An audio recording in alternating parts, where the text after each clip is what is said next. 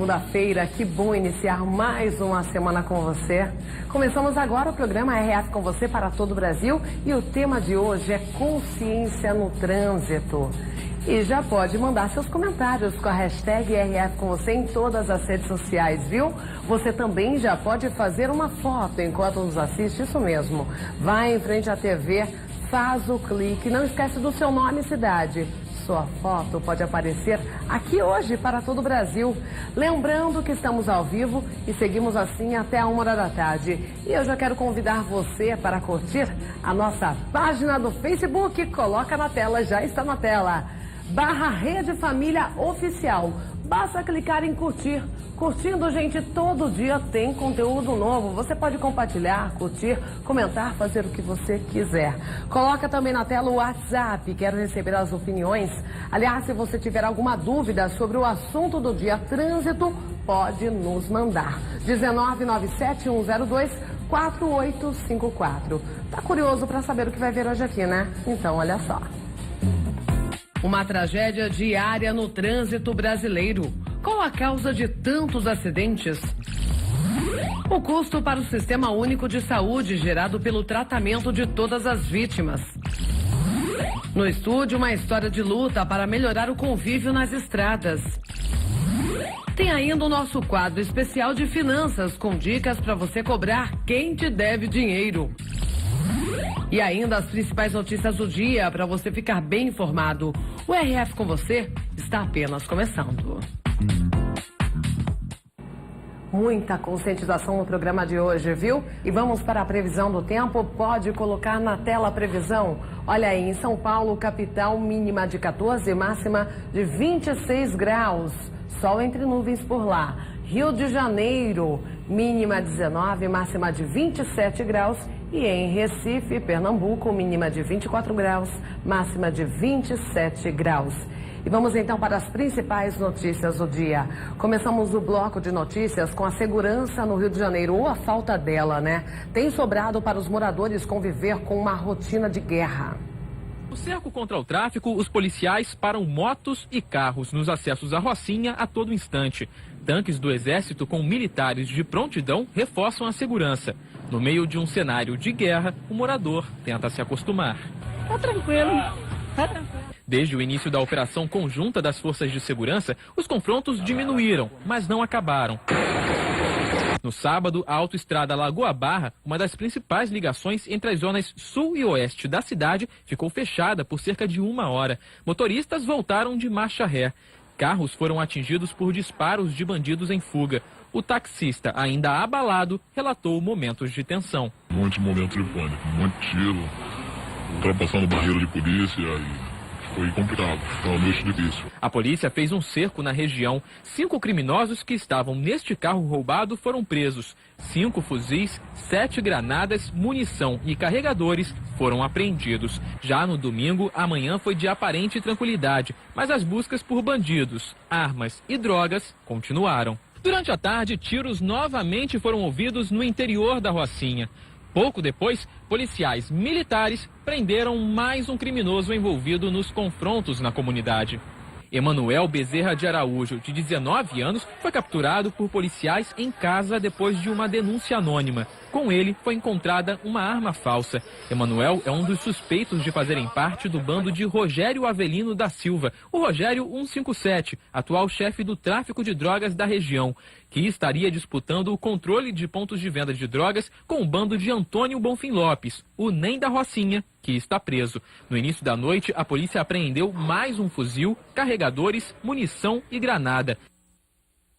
E em Curitiba, um tiroteio dentro de um ônibus terminou em morte. Passageiros ficaram na linha de tiro e 3 mulheres foram baleadas. Uma delas acabou morrendo. O ônibus seguia de Curitiba para Campo Magro, na região metropolitana, quando homens armados entraram. Pararam no ponto do Bom Pastor, passaram, um ficou segurando, brincando no celular, aí um ficou olhando pra mim, segurado no ferro, parou na segunda porta, e eu já mencionei, ou é assalto ou é arrastão. Aí eles falaram, deita todo mundo, aí começou o tiroteio. Sentados na parte de trás estavam um policial militar da reserva e um amigo dele vestindo uma camiseta do BOPE, o Batalhão de Operações Especiais. O policial trocou tiros com 2 dos criminosos. Matou um, também foi atingido. Os disparos acertaram o colete à prova de balas. Eles estavam assaltando todo mundo dentro do ônibus. Quando eles chegaram próximo ao final do ônibus, eles avistaram meu amigo com a camisa do BOPE.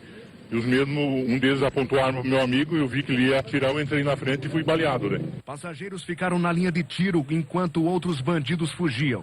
3 mulheres foram baleadas, uma morta. A vítima é Larissa Morgana Ferreira, de 24 anos. Larissa era a mais velha de 5 irmãos. Estudava e trabalhava no setor administrativo de uma empresa em Curitiba. Jamais esperava que isso fosse acontecer, né? E acontece esse fato lamentável, né? É muito triste, é demais. Você vai trabalhar, você não sabe mesmo se você vai voltar, né?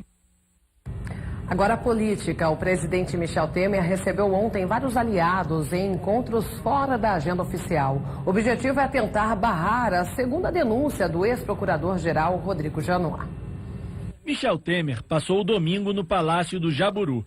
No fim da tarde, recebeu a visita de parlamentares da base aliada e ministros. Entre eles, Eliseu Padilha, ministro da Casa Civil, e Moreira Franco, ministro-chefe da Secretaria-Geral da Presidência.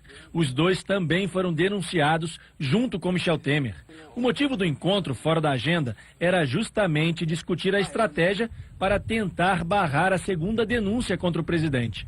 Temer é apontado por Rodrigo Janot como líder de uma organização criminosa que comandava um esquema de cobrança de propinas e também de tentar obstruir a justiça, ao incentivar Joesley Batista a pagar para evitar as delações de políticos. A denúncia contra Michel Temer deve começar a tramitar aqui na Câmara nesta segunda, mas só se houver a presença de pelo menos 51 dos 513 deputados. Em seguida, Michel Temer será notificado e terá 10 sessões para apresentar a defesa à Comissão de Constituição e Justiça, o que pode acontecer em até um mês. Depois, a CCJ terá 5 sessões para elaborar e votar o parecer. Só com o aval da Câmara é que o STF vai analisar a acusação contra o presidente da República. Com a chegada da denúncia à Câmara, o Palácio do Planalto já começou a fazer o mapa de votações na CCJ. E a meta da equipe política do governo é conseguir pelo menos 43 votos favoráveis a Temer na comissão. A outra aposta é que ainda essa semana o presidente da CCJ, Rodrigo Pacheco, do PMDB, indique um nome da base governista para a relatoria. Se a CCJ aprovar a denúncia, a votação vai para o plenário da Câmara e os deputados vão ter que decidir se o presidente da República vai ou não ser investigado. E houve aumento na compra de televisores no Brasil. O mercado está aquecido e isso acontece pela tendência de ter mais de um aparelho em casa. Ela é uma companheira de todas as horas. Está sempre ligada, divertindo, informando. É assim no bar, na barbearia, no cabeleireiro e até no ponto de táxi. O ponto é 24 horas, quase 24 horas a TV está ligada. A família de Raquel, que mora na zona norte de São Paulo, é um exemplo da paixão que a televisão exerce sobre os brasileiros. São 4 aparelhos espalhados pela casa. Tem até na cozinha, para manter todo mundo ligado na programação. Essa aqui também da sala fica ligada, porque às vezes dá uma corridinha aqui, sento um pouco para descansar, então eu assisto aqui um pouco. Aí corro lá para ver a comida, aquela também está ligada. Ter mais de uma TV em casa é uma tendência e as lojas estão de olho nesse mercado. Segundo a Associação Nacional de Fabricantes de Produtos Eletrônicos, houve aumento nas vendas de quase 30% em relação ao mesmo período do ano passado. No primeiro semestre, foram vendidos mais de 5 milhões de aparelhos. Mas, até o fim do ano, a expectativa é atingir a marca de 9,5 milhões de televisores comercializados. A inflação em baixa e a queda na taxa de juros animam os consumidores a trocar os aparelhos antigos. E programação para aproveitar a paixão nacional não vai faltar.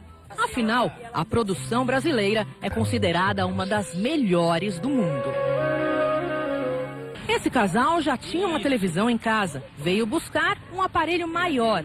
A filhinha está animada com o novo presente. É importante, né? Porque aí pega a informação, pega a notícia. Bom, agora você vai conhecer a jovem que conseguiu o emprego dos sonhos para muita gente. Além de ganhar dinheiro, ela vai passar uma temporada viajando pelo Brasil. Quando Débora se candidatou à vaga de emprego dos sonhos, ela soube que teria que vencer outros 122 mil candidatos. Quase desistiu. Realmente sabia já que por votação não daria, porque já tinham pessoas com mais de 1.000 votos, 2.000 votos. Então eu falei, eu vou confiar no meu conteúdo. O projeto, ele é isso, né? Ele é você ir atrás de histórias reais, de pessoas reais. E foi isso que eu fiz. Mas a mãe estava confiante. Falei, Débora, vem aqui, é tua cara esse emprego. Porque eu não sei, assim, eu vi ela lá. E aparecendo os hotéis, os lugares lindos que ficava e tudo. A vaga oferecida por uma empresa de análises financeiras deu aos competidores o desafio de produzir um vídeo criativo de 45 segundos sobre educação financeira. A Débora apostou na ideia de um documentário. A Débora produziu e enviou o vídeo no último dia de inscrições. Com isso, o vídeo dela foi o menos votado pelo público. Teve apenas 73 votos. Mas como o conteúdo interessou muitos jurados que também tinham direito a voto, ela garantiu uma vaga na grande final. Com isso, hoje, a estudante que estava desempregada vai ganhar R$100.000 para viajar o Brasil. A gente vai estar viajando durante um ano por 40 cidades, 21 estados do Brasil inteiro. E eu tô super empolgada porque eu sou apaixonada pelo Brasil e para mim vai ser super desafiador assim o projeto. Eu acho que eu vou aprender muito, vai ser super divisor de águas na minha vida. Todas as despesas com viagem, alimentação e hospedagem serão pagas pela empresa. Para os R$100.000 e para o futuro profissional, ela já tem muitos planos. Para mim, fazer a diferença na vida das pessoas, de qualquer forma, já é extremamente válido. Então, viajar, fazer o trabalho e o dinheiro, para mim, é dos sonhos, sim.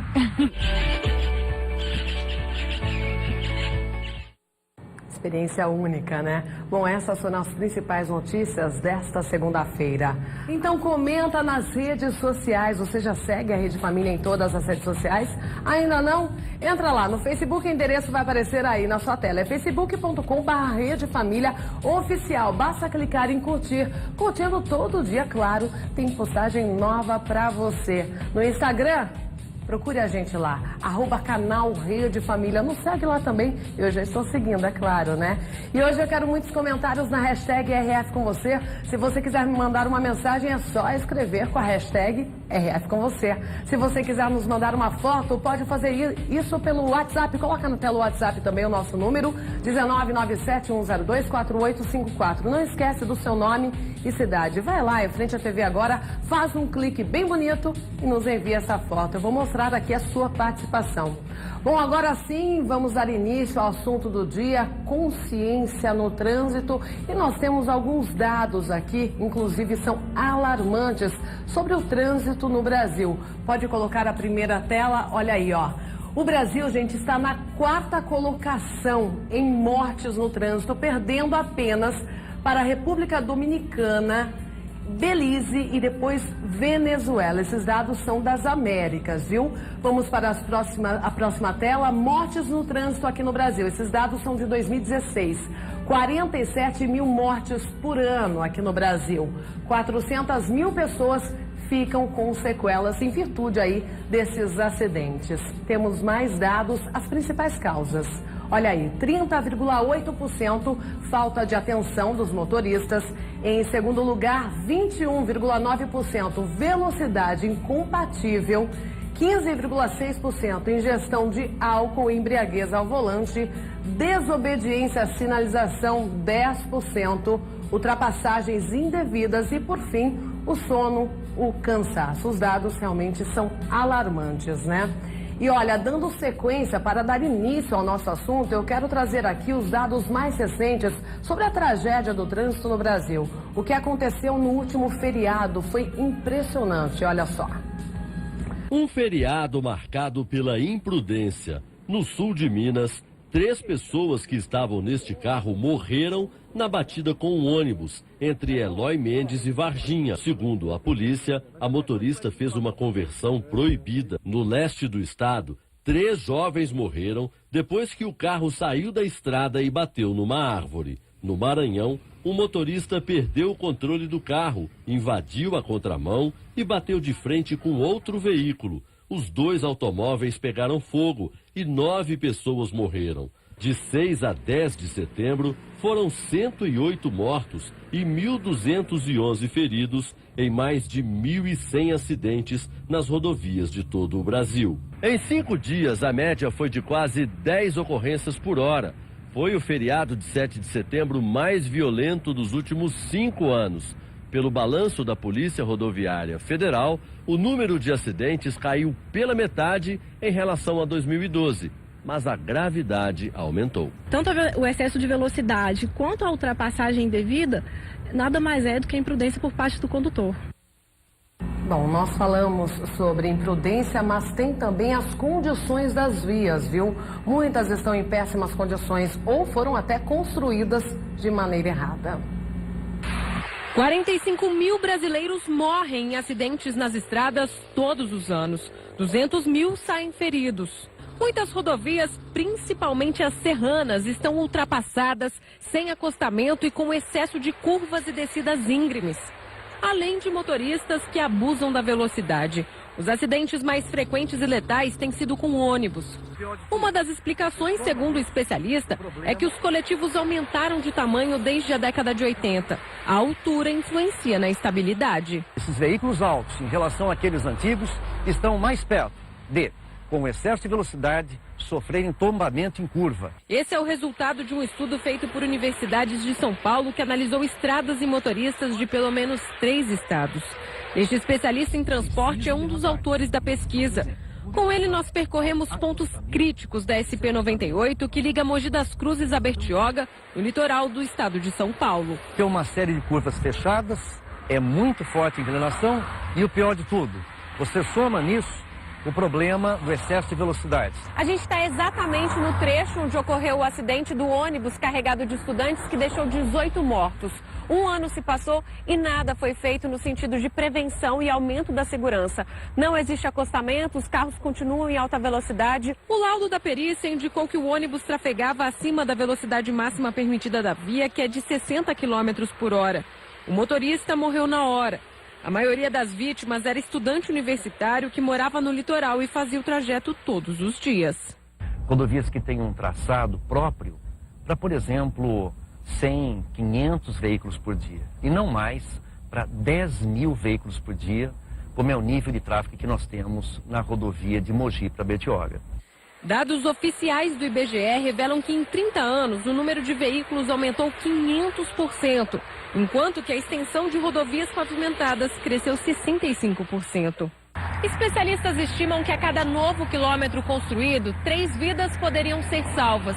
Mas como abrir rodovias leva tempo e dinheiro, uma solução a curto prazo seriam os radares inteligentes, que medem a velocidade média de trecho a trecho e não só em pontos. Adquiriu-se uma cultura.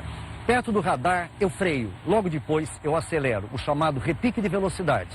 Quando nós controlamos a velocidade por trecho, nós acabamos forçando o motorista a realmente reduzir ao longo de toda aquela extensão. Falha nas rodovias, falha humana, tudo isso junto, gente, a gente resulta, né, nos dados que eu acabei de mostrar aqui. Cerca de 47 mil mortes por ano aqui no Brasil. Os dados realmente são alarmantes. E vamos dar início, então, à nossa entrevista com a advogada Maíra Calidoni Recchia.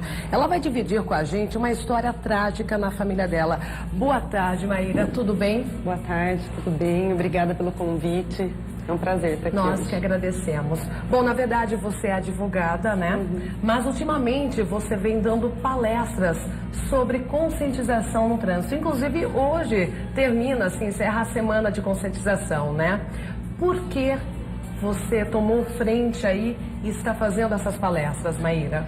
Na realidade, desde o ano passado, quando eu perdi minha irmã, ela se chamava Nariá, tinha 32 anos, era uma menina maravilhosa, e perdemos a família toda, né? É um acidente que não é acidente, é um crime de trânsito, ela foi assassinada.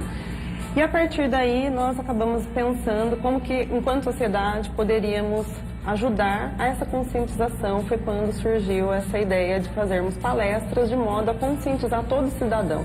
A Semana do Trânsito, inclusive, que está prevista no Código Brasileiro de Trânsito, ela é uma determinação legislativa para que seja feito esse projeto, do modo geral, no país todo, visando a segurança no trânsito, para com o trânsito, né? Para você ter uma ideia, minha irmã estava sentada num barzinho, jantando com o marido. Na capital paulista, Na capital paulista, lá na Cardeal Arco Verde, uma avenida grande que tem um limite de velocidade justamente pela sua extensão, quando o motorista completamente embriagado entrou no estabelecimento e acabou matando minha irmã, né? E ele estava embriagado, foi constatado no momento. Ele chegou a ser preso? Foi constatado no momento, ele tentou fugir. Ele não só estava embriagado, como ele tinha quantidade de substância entorpecente dentro do veículo.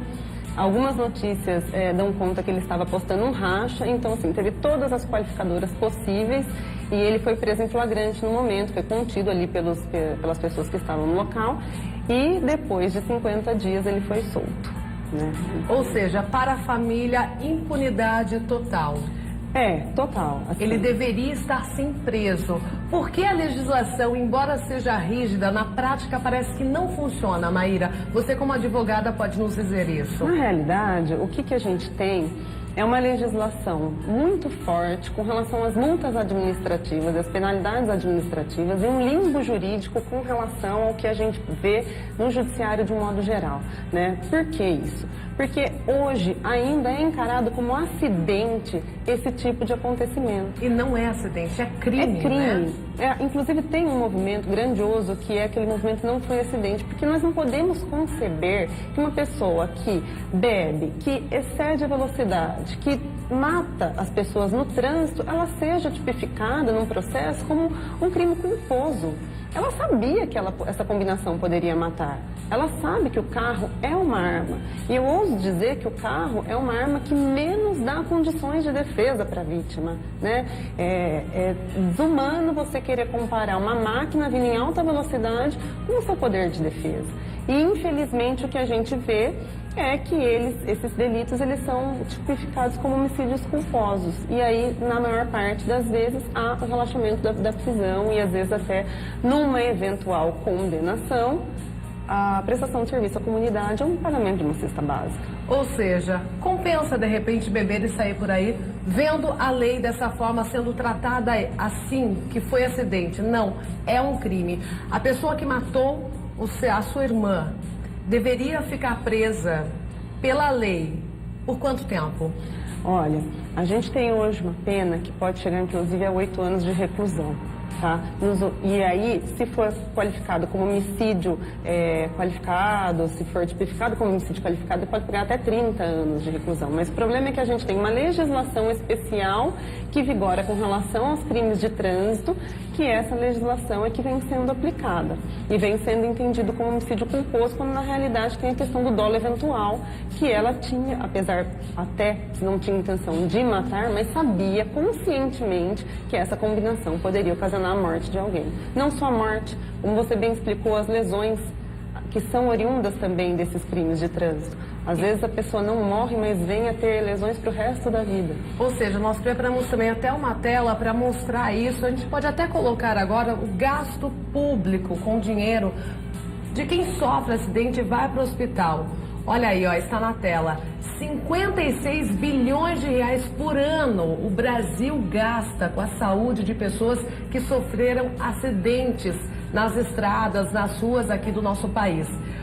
Se a gente colocar, reverter esse dinheiro em obras públicas, Maíra, olha só que absurdo. A gente poderia construir, os governantes, 28 mil escolas e 1.800 hospitais. Então, 28 mil escolas e 1.800 hospitais deixam de ser construídos por conta desse gasto aí exorbitante de 56 bilhões de reais. É um absurdo realmente, né? Precisa ter mais consciência. Inclusive, o Brasil tem um compromisso com a ONU, né? Até 2020, em diminuir pela metade o número de acidentes. Esse é um compromisso e, portanto, por isso que vem sendo realizadas tantas campanhas assim.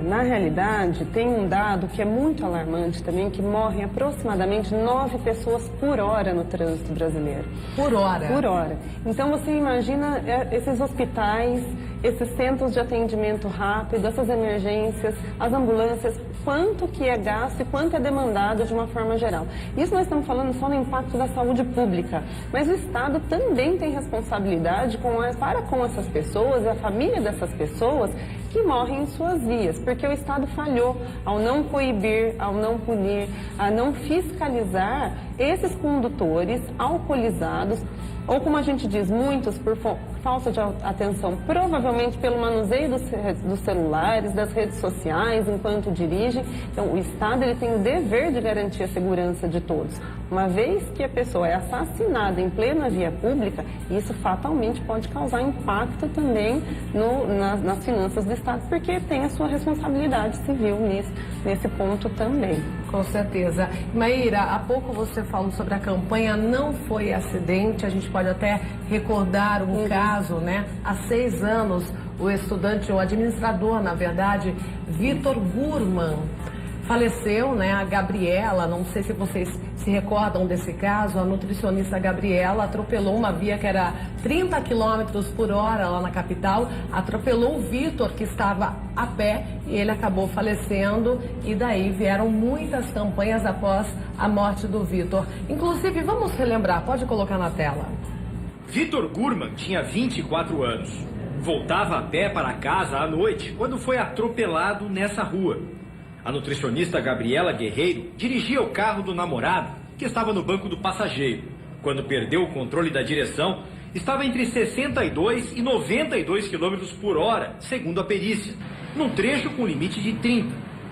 Se recusou a passar pelo bafômetro, mas um teste clínico confirmou que estava alcoolizado. Converso sobre esse caso. Civil, Gabriela e o namorado, que permitiu que ela dirigisse o carro dele depois de beber, foram condenados por danos morais. O tio de Vitor diz que a família não vai desistir de cobrar justiça. Vai demorar 10, vai demorar 15 anos, mas no fim, a dona Gabriela e todos os outros criminosos que bebem, correm e matam vão ter que pagar. Bom, esse caso realmente revolta, mesmo porque uma nova decisão da Justiça há poucos dias, né, Maíra? O que aconteceu nesse caso? Na realidade, há uma semana o Tribunal de Justiça de São Paulo, ele decidiu que a Gabriela não iria para o Tribunal do Júri, onde são julgados crimes dolosos contra a vida, e a gente faz muito essa discussão do dolo eventual com relação aos crimes de trânsito. Com todo respeito a qualquer opinião contrária, mas essa decisão foi vergonhosa, por todos os pontos de vista. Na realidade, ela estava embriagada, em uma velocidade maior do que a permitida, e simplesmente após a pronúncia foi desqualificada agora pelo TJ numa votação 2-1. Um desembargador foi a favor dela ser submetida ao Tribunal do Júri, 2 votaram de forma contrária, que isso fosse julgado como um homicídio culposo. Em linhas gerais, Marielle, só para você entender, vale dizer que se esse delito não prescrever nesse meio tempo, que é... Quanto tempo é prescrito? Depende da tipificação que vai ser enquadrada agora, mas vamos colocar que sejam aproximadamente 6 anos. E há algumas causas de interrupção da prescrição de forma processual, então tem algumas nuances técnicas, jurídicas que devem ser levadas em consideração, mas se eventualmente esse delito prescrever, ela tem extinta a sua punibilidade, nada vai constar em sua ficha.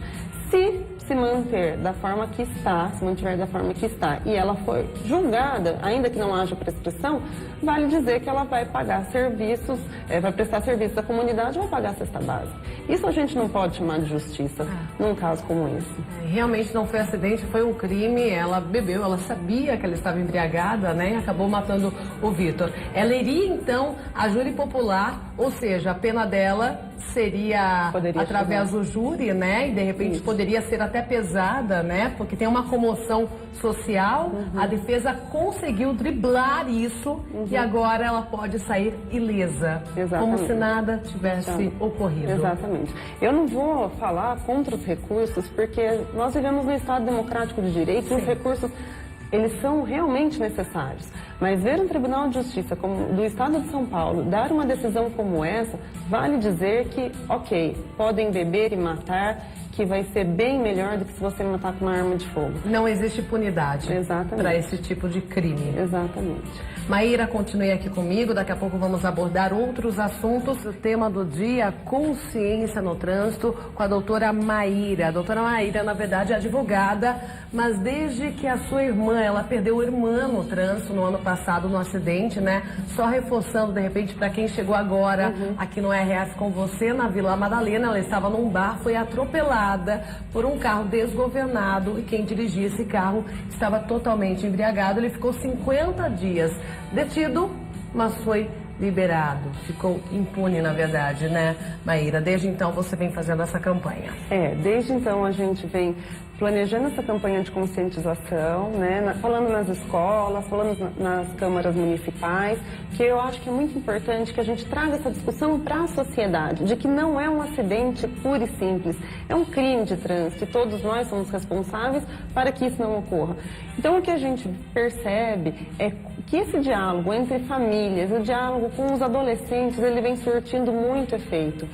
Principalmente na questão também, que é um delito pouco falado, que é o aviso de blitz pelas redes sociais. Isso não pode? Isso não pode ser crime. Um crime que pode pegar de 5 a 8 anos de reclusão. No WhatsApp tem muito isso, né? Grupo, blitz, aí eles alertam, né? O pessoal lá do grupo viu uma blitz na avenida tal, já coloca lá. Cuidado, não passem por essa via. Justamente porque as pessoas bebem e não querem ser paradas na blitz. Isso é crime, viu? Qual a pena? De 5 a 8 anos. É você avisar com uma certa antecedência, no momento que está acontecendo, que está tendo uma fiscalização numa via pública. Isso pode ser, simplesmente, a pessoa pode ser conduzida para a delegacia e ter que pagar uma fiança, eventualmente, por conta dessa conduta, né? Então, o que a gente precisa é conscientizar, de um modo geral, a população de que beber e dirigir não pode. Hoje nós temos a questão da lei seca, que nenhuma latinha é permitido. Ainda existe essa cultura que se beber pouquinho não acontece nada. Não, hoje não pode. Antes podia até beber 2 latinhas. Isso. Hoje nem 2 latinhas de cerveja não pode. É tolerância zero realmente para o álcool, Exatamente. né? Desde novembro do ano passado, a lei ficou ainda mais rígida. Quem for pego, embriagado, o que acontece, Maíra, hoje? Vai ficar preso em flagrante, vai ter uma multa de R$3.000 e vai ter suspensão de 1 ano do direito de dirigir. Se eventualmente conseguir um mecanismo judicial que possa ser liberado por um habeas corpus, enfim, ele tem todas essas penalidades administrativas. Tudo isso vem sendo feito pelo Estado para tentar diminuir essa mortalidade. Mas eu acho que não só políticas públicas são necessárias. Deve haver o diálogo com a sociedade, de um modo geral, essa conscientização de todos, né, cidadãos, mas também deve haver punição. Enquanto nós não tivermos um judiciário eficiente, com todas as escusas que nós temos, alguns setores do judiciário que já entendem que o crime de trânsito ele pode ser encarado como um dolo eventual, mas enquanto nós tivermos uma impunidade no trânsito, fatos como o que aconteceu com a minha irmã vão continuar ocorrendo por todo o país. E por que demora tanto para ser julgado assim um caso? Para determinar a detenção? É um número de processos muito grande? O que nós temos hoje é um judiciário absolutamente abarrotado de processos. O brasileiro ele tem talvez até pela forma que vivemos, tem uma condição de tudo se recorrer à justiça. E a demanda é infinitamente maior dos servidores que nós temos para enxugar essa demanda. Então, todos os processos vão indo para as cortes judiciais, existe todo um trâmite burocrático de prazos processuais. Quando a gente fala de crime de trânsito, né, tem um inquérito que é anterior ao processo, e a partir daí tem a sentença, a oitiva de testemunhas, audiências, que acaba atrasando em virtude, às vezes, até da pauta. Então, isso faz com que perca-se o prestígio, né, da decisão final, porque às vezes passa tanto tempo que se prescreve o caso. Exatamente. E a pessoa fica com a ficha limpa. Fica impune. Maíra, você tinha até falado da lei seca, né? O Rio de Janeiro foi a primeira cidade aí, o estado, a aderir à lei seca. Em 2009 aconteceu a primeira blitz. Eu estava lendo, achei até interessante. Vai até contradiz a realidade lá de tantas mortes por bala perdida, né? Mas o trânsito lá, realmente, o número de mortes no trânsito diminuiu depois dessas blitz. Antes, 20% dos casos, os motoristas eram pegos aí na blitz alcoolizados. Esse número caiu para 7%. Isso é muito legal. E quando eu vou para o Rio de Janeiro, de vez em quando até passear, a gente vê a consciência dos cariocas em pegar o Uber, o táxi e de van, ou então fazer um amigo da rodada ali que não beba na balada, né, no barzinho, e depois ele dirige. Isso é importante também, essa consciência, né? Exatamente. Ninguém está dizendo que nós não podemos tomar uma cervejinha quando estiver num evento social. O que se diz é, se você beber, não dirija. Você está colocando não só a sua vida em risco, mas de todos ao seu redor. Então, é básico. Hoje nós temos tantos mecanismos de poder sair, beber socialmente e depois voltar para casa em segurança. Dá para curtir a vida assim, né? Mas sem a consciência, vou beber, então eu vou de Uber, eu vou chamar o táxi. Exatamente. O que custa, né? Pensar antes, né? Custa muitas vezes uma vida, mais que uma vida. Com certeza. Bom, e nós já falamos, inclusive, sobre isso aqui, nós estamos falando sobre os acidentes de trânsito e que o que poucas pessoas pensam é no impacto financeiro, como a gente já mostrou aqui, para o Sistema Único de Saúde. Mas vamos ver uma reportagem especial sobre esse assunto. 242 milhões de reais em apenas um mês. Este é o custo dos acidentes de trânsito para o Sistema Único de Saúde. O dinheiro é investido na reabilitação das vítimas e o valor de cada passo a caminho da superação é alto, até mesmo para o paciente. A recuperação exige esforço. Ísio está na luta há pouco mais de 1 ano e meio. Ele ficou 2 meses em coma depois de um acidente de moto. Foi muito difícil no começo, até me acostumar, né? O último levantamento do Ministério da Saúde aponta que o número de acidentes em todo o Brasil caiu 11%. Mais de 5 mil mortes foram evitadas em 2015 em relação ao ano anterior. Os estados de São Paulo, Rio de Janeiro e Bahia foram os que apresentaram a maior redução de mortes. Há um perfil para as vítimas de trânsito. Mais da metade dos acidentados são motociclistas,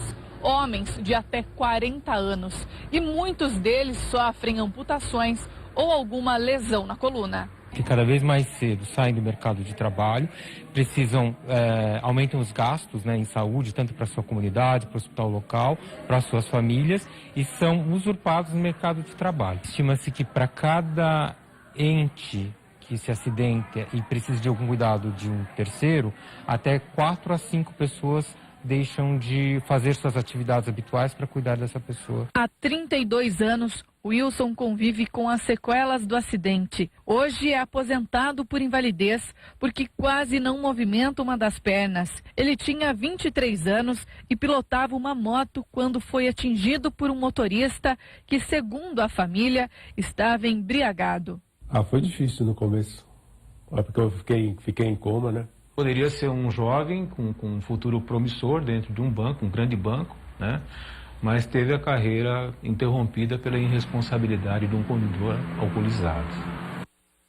Irresponsabilidade no trânsito dá nisso, gente. E esse dinheiro, como eu já disse no início, poderia ser revertido para outras coisas, para a construção de escola, para melhorar a educação, a saúde mesmo do nosso país, mas acaba indo para esses acidentados que muitas vezes têm irresponsabilidade no trânsito. E estamos falando sobre isso e falando principalmente, gente, da questão de criar essa conscientização, principalmente nos mais novos, nas crianças.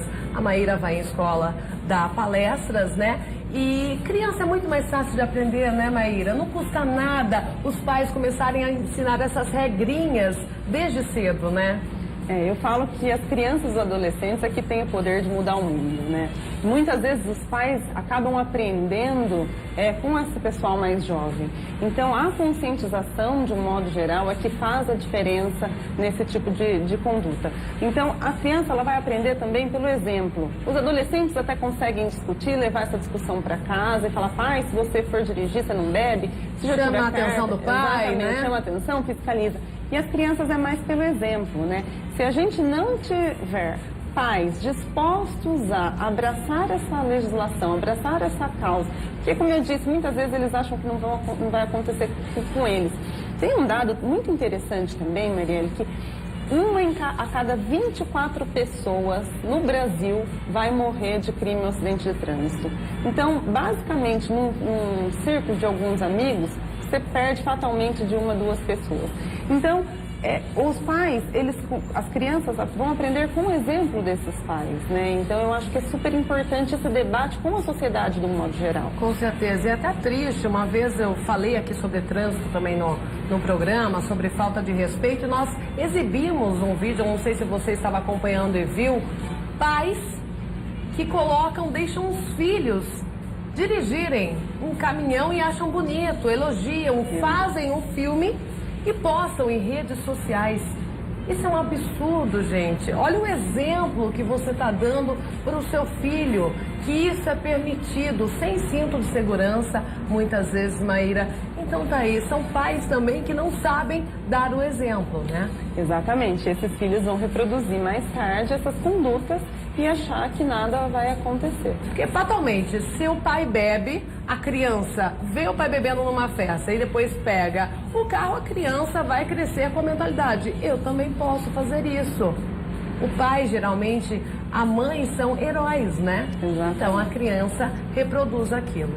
Exatamente. Por isso que os pais devem ter muito cuidado com o que falam, conversam e principalmente com o que fazem na frente dos filhos. Porque esse é o grande diferencial na educação.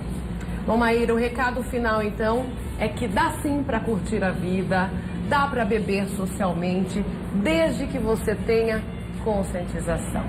Chama um táxi, chama um Uber, aluga uma van entre os amigos, né? Escolha o amigo da rodada para ficar sem beber. Mas, gente, consciência, bebida alcoólica e direção realmente não combinam. 47 mil mortes por ano no Brasil. Vamos reduzir esse número, né? Nós podemos participar, né? Com certeza. A conscientização será tudo nesse projeto. Maíra, se alguém quiser entrar em contato com você, como fazer? Tem uma página no Facebook? Tem uma página com meu nome no Facebook, tem o site do escritório. Coloca o nome da Maíra novamente, para quem quiser procurá-la, dar sugestões, chamá-la para alguma palestra numa escola, em órgão público, né? Pode colocar aí, ó, Maíra Calidone Recchia.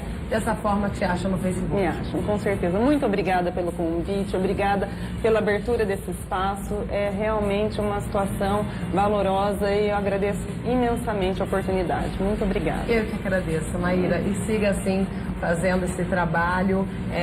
Uma pena, né? Teve uma perda na sua família, mas de repente agora vem com esse crescimento também de conscientização a toda a população. Parabéns pelo trabalho. Obrigada. A produção, coloca o WhatsApp para quem quiser me mandar uma foto bem bonita. Não esquece do seu nome e cidade. Vai agora em frente à TV, faz uma selfie. Participe do RF com você desta segunda-feira, 19 97102 4854. E vamos ver o tempo em outras regiões do país. Pode colocar na tela Limeira. Olha a previsão de chuva, ainda bem, porque o clima aqui está muito seco, viu? Mínima 16, máxima de 31 graus. Em Campinas não tem previsão de chuva ainda.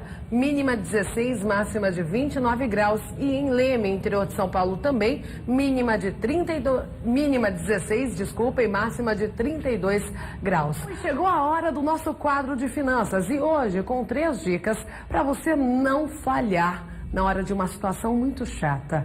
Cobrar aquela pessoa que está te devendo. É chato demais, né? Então vamos ver as dicas. Deixa eu ver se o cliente me pagou. Ai, o cliente não me pagou. E agora? Eu não vou cobrar. Eu não vou cobrar, sabe por quê? Porque quem tá devendo é ele. Ele que tem que ligar pra mim pra me falar. Eu não vou cobrar. Ai, gente, mas eu vou ligar, eu vou cobrar. E se a pessoa for grossa comigo? Ai, gente, não vou ligar.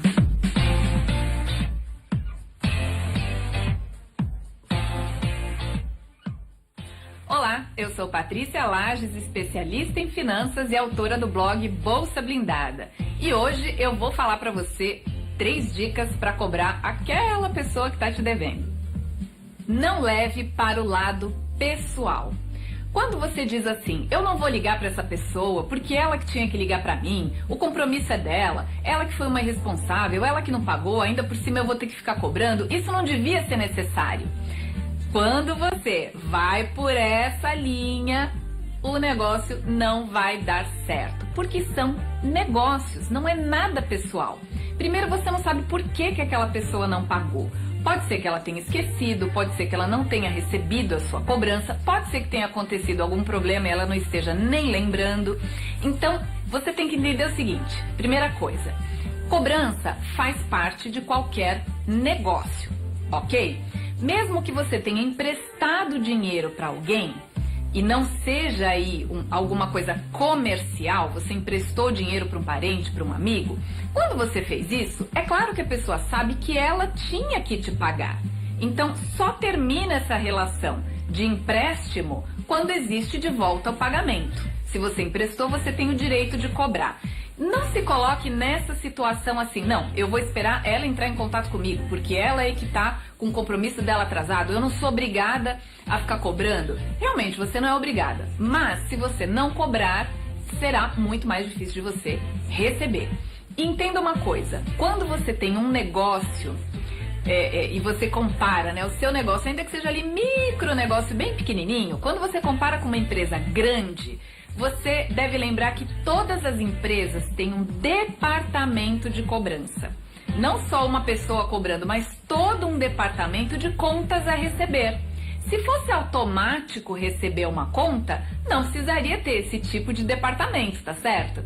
Então, para dar certo, ainda que você tenha um micronegócio, você precisa saber que em algum momento você tem sim que exercer a função de cobradora. A dica número 2 é: não deixe o tempo passar, cobre o quanto antes.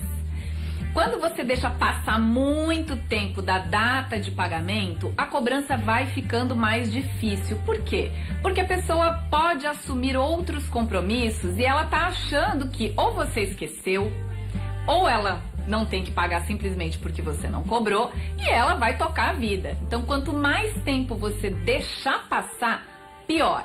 Se a pessoa tinha que te pagar hoje e não pagou hoje, anota na sua agenda para você ligar amanhã, no máximo depois de amanhã, para saber o que está acontecendo. E isso já nos leva para a nossa dica número 3. Como abordar o devedor. Aí eu vou cobrar, porque tá me devendo, eu vou cobrar. Alô, fulana? Tudo bem? Ah, é mesmo? Morreu seu cachorro? Ai, gente, não posso cobrar uma pessoa que acabou de morrer o cachorro, né? Ai, que chatice esse negócio de cobrar os outros. Oi, fulana. Sou eu. Eu tô tentando te ligar faz uns dias já. Pois é, né? Você não acha que é você que tinha que ter me ligado? Ai, gente, eu tô enrolando o dia inteiro pra ligar pra pessoa. E se ela me der um fora? Detesto fazer isso. Oi, fulana, tudo bom? Aham. Ah, vai viajar? Ah, tá. Aham. Não liguei pra nada, não. Tranquilo. Boa viagem. Bom, esses 3 tipos de abordagem não dão certo. Primeiro, o problema da pessoa não tem nada a ver com o fato dela estar te devendo. Então, ela pode te apresentar uma série de problemas, de desculpas para você ficar com pena e não cobrar, mas isso não é um problema seu, né? Infelizmente, é um problema da pessoa. Você tem que manter a conversa no nível de cobrança. Eu te liguei para cobrar. Que pena que morreu seu cachorro, que pena que você tá com algum problema, mas o meu assunto é esse. Não fuja do assunto. Outra coisa é não chegar chegando, do tipo, você tá me devendo, por que você não me ligou? Calma, né? Do mesmo jeito que você não deve misturar, né, a pena ali, você também não deve misturar a raiva. Então, mantenha-se no tema da cobrança. E também não faça a medrosa. Você tá ligando, é o seu direito, né? Então, seja firme e cobre. Um exemplo de abordagem correta, vamos ver? Oi, fulana, tudo bom? Sim, é a Patrícia. Olha só, tô te ligando porque ontem nós tínhamos aquele pagamento, eu dei uma olhada no meu extrato, não entrou o valor. Ah, você teve um problema. Tudo bem. Ok, entendi. Mas você tem algum valor que você consegue depositar hoje ainda? Metade? Ah, perfeito. E a outra metade você consegue quando? Semana que vem? Tem uma ideia do dia? Dia 10? Aí você finaliza no dia 10.